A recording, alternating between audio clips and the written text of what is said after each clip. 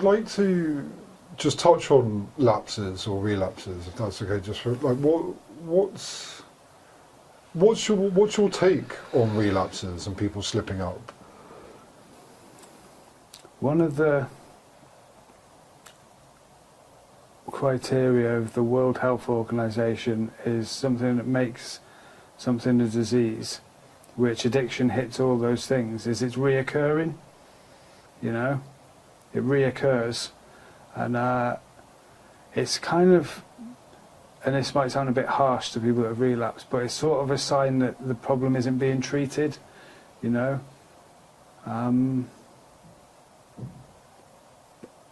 It's really difficult because I don't want to sit here and say, like, it's okay, it's just a lapse, you know, because a lot of people don't come back from a lapse. Yeah. You know, some people, when they start drinking, if they're at quite like an advanced stage in alcoholism, then it's really serious. You know, they're alcohol dependent again very quickly. You know, they stop eating and they drink a huge amount and they get very sick very quickly. You know, and people can go back into cocaine psychosis, you know, very quickly, you know. But some people who kind of engage with treatment and try to get into recovery earlier on than some people can have like a lapse, go, oh my God, what have I done? Do you know what I mean? And it is like they had a drink one night.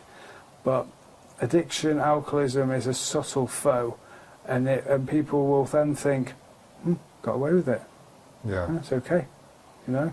Maybe I am different. Maybe I'm all right, you know.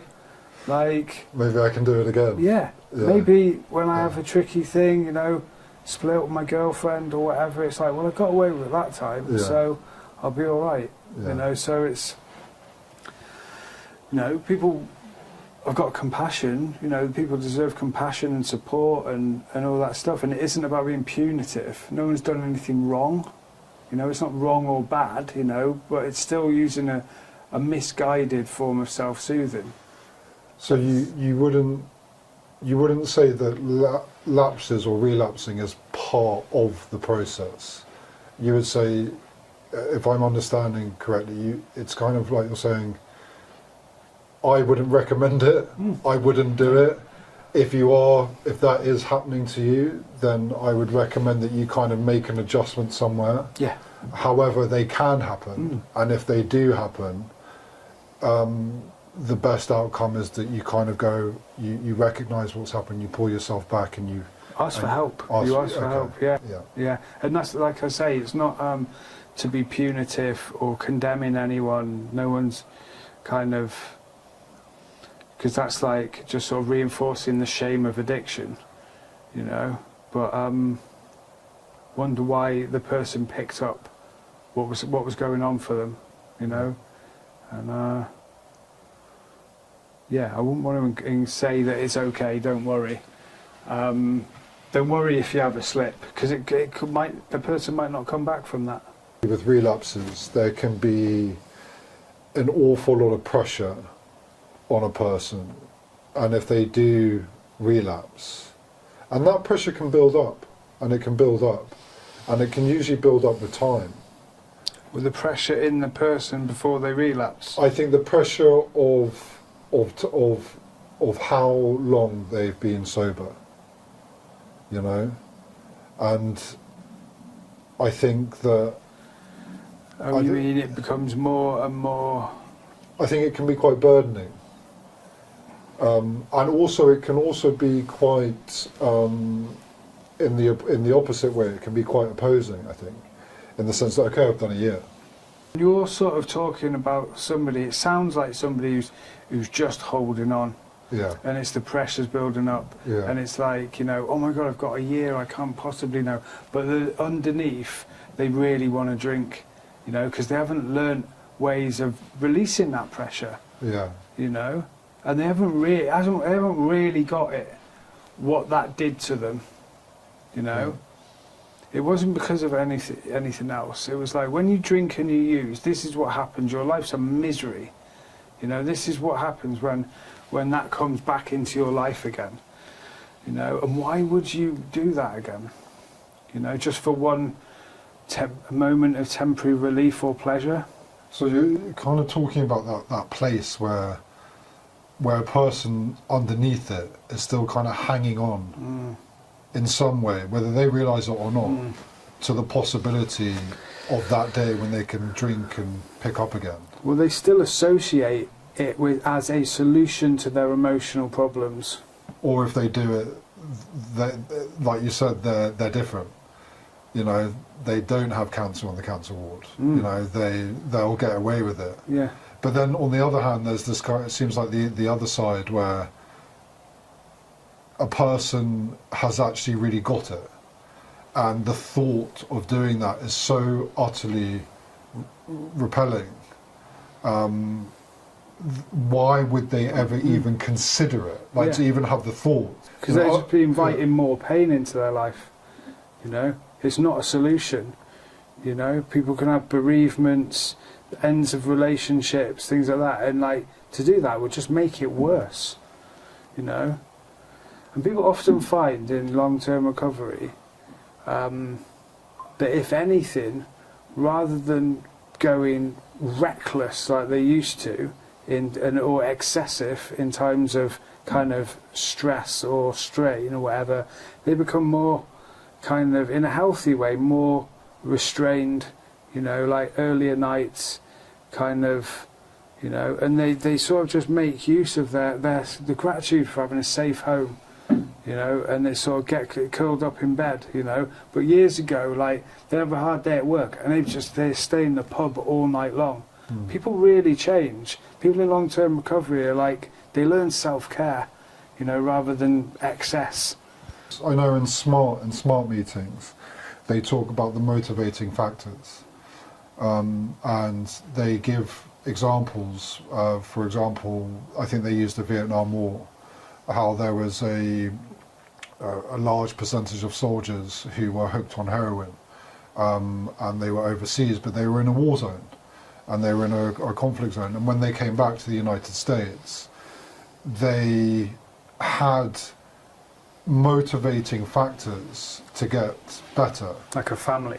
They wanted a family, they wanted a job, they wanted to build a life. Yeah. And that superseded the desire to seek oblivion. And in a sense, that lots of people who in essence were addicts or experiencing active addiction essentially just didn't want to do it anymore. See, that doesn't really fit my definition of addiction, because they're in a hellish environment, and they're treating it with opium, the best emotional painkiller known to man, yeah, and they're not in hell anymore, so they stop doing it. And my kind of thinking of addiction is it's when something is repeated despite the negative consequences, you know. And there was a certain percentage of blokes that came back and they continued using, they used hard, you know. And I'm also thinking about like Native American soldiers, you know, black or gay soldiers, people that didn't have anywhere to go back to or whatever. And it's and then there's the people with kind of archaic trauma, you know, childhood trauma, you know, they would, you know, they're the people that continue using on something, you know. But there's definitely, people self-medicate, yeah. But given sufficient reason, as in a welcoming country and a family and a community, yeah, totally. A woman getting pregnant, for example, sometimes they could be a very heavy drinker for a large part of their life, or a smoker. Yeah. And they find out that they're pregnant and they just stop. Yeah. Because the baby represents that motivating impetus. That is more important. Yeah. Obviously that's not the case in all cases. Yeah, some people can't. Yeah, a lot of people can't. But for some people, it's enough. And also, that's when a bit of like hope comes in. You know, a lot of people leave treatment and they don't have anything right here and right now, but they've got some hope of building a life, you know, and like kind of, you know, like the sort of those grey, dragging times, you know, it's sort of the hope of building a life and a better future and potential, fulfilling their potential, you know, it's like, that's the kind of hope like that gets people through the hard. honestly, I always say it, you deserve a gold medal for getting through the first year of sobriety. It's really tough, you know. And it's really hard to give it to clients as well, to help people understand how serious it is and how much time it takes for people's brain chemistry to settle and how their nervous systems to settle down. Why do you think that there's such a broad definition of what addiction is? I've always found this quite interesting. You know, like, I think if you pick up the Oxford English Dictionary and you look up the definition of addiction, I think it says a physical dependency on a drug. I think it's something along those lines. Drug or behaviour, or drug or behaviour. But depending on who you speak with and depending upon which community you're kind of engaging with, there seems to be a very broad opinion. Well, why is it so difficult to just say what addiction is? And why is it so difficult for people to just agree on that? Like with most things, you know, this is what it is. Motivating factor.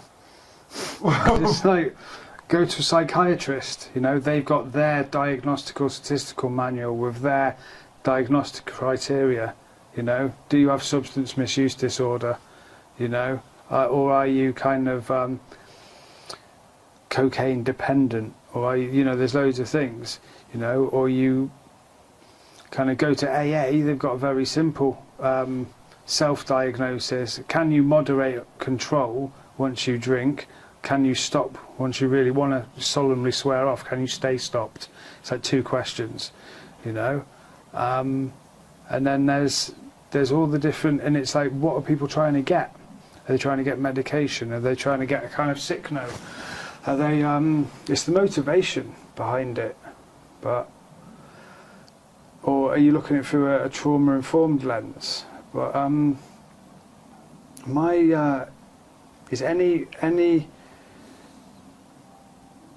substance or behaviour that provides temporary relief or pleasure that's then repeated despite the negative consequences, you know, and those negative consequences can be anything from small seemingly insignificant things to massive things, you know.